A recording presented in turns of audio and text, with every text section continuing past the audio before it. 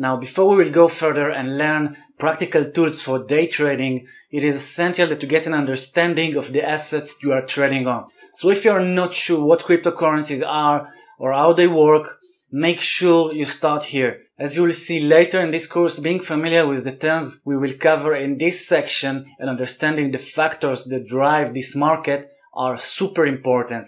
This knowledge will open the door for many trading opportunities, and you will learn how to react in different market conditions. In order to understand what cryptocurrencies are, it only makes sense to start with the Bitcoin. This is the biggest cryptocurrency and the one that started it all.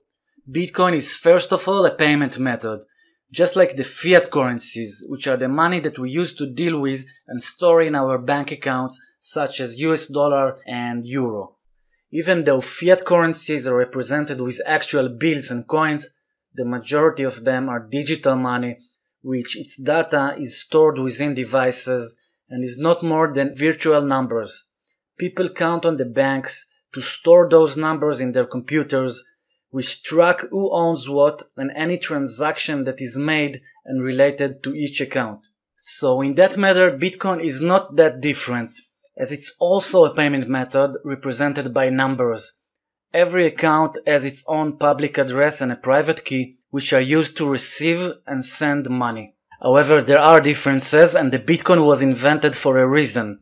It provides technological solutions which bypass many of the issues of the current payment systems. In opposed to the current methods which depend on the banks, the Bitcoin system is decentralized. What it means is that Bitcoin money can be transferred directly from client A to client B without the need of intermediate administrators such as banks.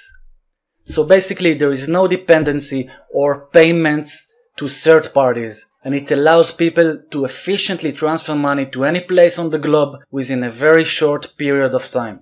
Now we will cover what differs this technology and how does it actually work.